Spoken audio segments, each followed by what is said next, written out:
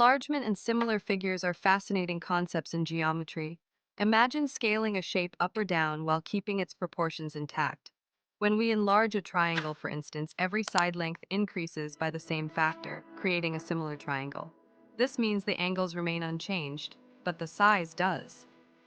Understanding these principles helps us solve real-world problems like designing models or understanding maps. So, grab your pencils and let's dive into some examples that will make these concepts crystal When we clear. transform rectangle ABCD using the rule xy, 2x, 2y, something interesting happens. Each side of the rectangle doubles in length. So if the original sides were 3 and 4 units, they become 6 and 8 units. The shape stays similar, maintaining those right angles.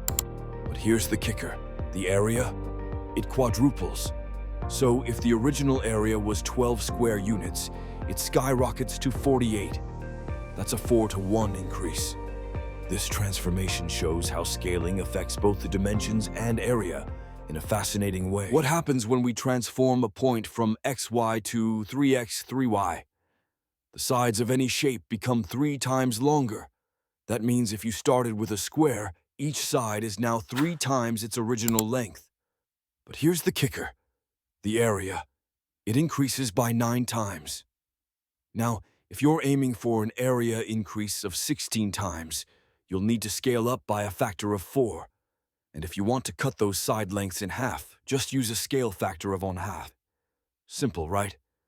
Transformations can really change the game. What is the center of dilation? Great question.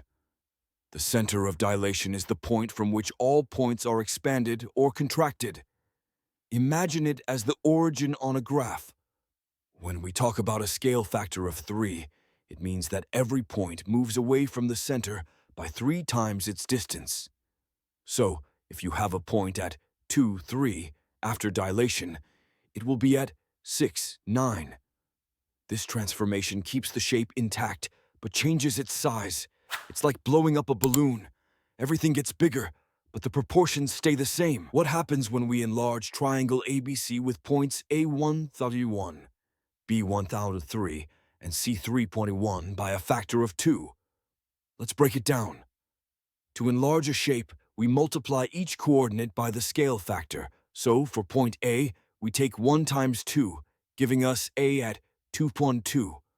For point B, it's 1 times 2 for the x-coordinate and 3 times 2 for the y-coordinate, landing us at B, 2.6. Finally, for point C, we multiply 3 by 2 for the x-coordinate and 1 by 2 for the y-coordinate, resulting in C6.2. So, our enlarged triangle has vertices at O2, B26, and C6.2. Simple, right? That's how scaling works. Let's dive into enlarging coordinates with scale factors. First, for points P1002, Q2, and R2.1, with a scale of 4, we get P, 4, Q848, and R84. Next, for A0, B3, and C4 at scale 2, we find A0, B64, and C8. Now, consider A55, B57, C77, and D75 with a scale of 4 centered at 6. This gives us A2, B210, C10, and D10. Lastly, for A54, X58, Y78, and Z74 at scale 2, centered at 6, we get A42, X410, Y810, and Z82. That's how you enlarge Let's coordinates. dive into some enlargement problems. For shape KLMN, when enlarged by a factor of 1/2 with center C, each side shrinks to half its original length, making CK just 3 units. Moving on to the parallelogram in Fig. 12.22, the center of enlargement is at the coordinates 2, 3. Now, if we have a square with a side of 3 centimeters and a scale factor of 2, the enlarged area becomes a whopping 36 centimeters.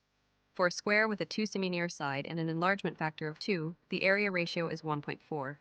Lastly, if a triangle has an area of 12 cm and its image area is 108 cm, the scale factor is 3. And for the parallelogram with vertices at 603, 93, 1209, and 99, When scaled down by 1/3 is about the origin, the new vertices are 201, 301, 43, and 33. Let's dive right into some scale drawing questions. For a van that's 8 meters long with a scale of 140, the model length is 20 centimeters.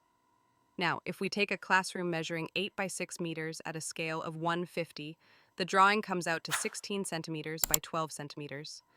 Moving on to a gym, with a plan size of 28 by 16 centimeters at a scale of 175, the real dimensions are 21 meters by 12 meters.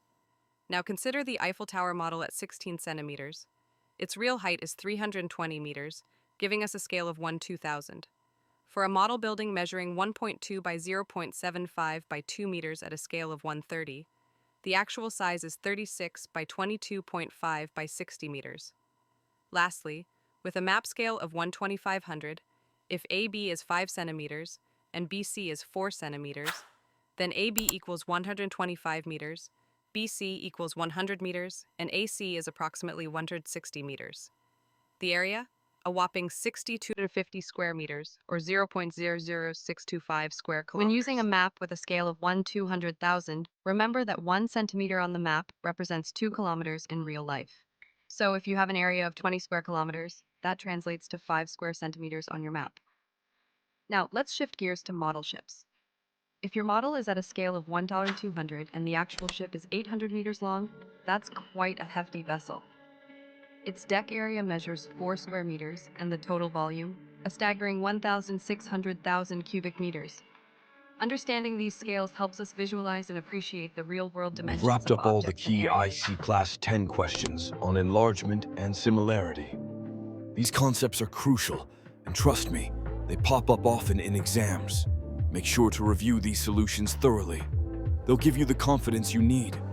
Remember, mastering these topics can really boost your performance. If you found this helpful, show your support by liking and sharing. Your engagement helps us bring you more valuable content. Keep up the great work, and happy studying.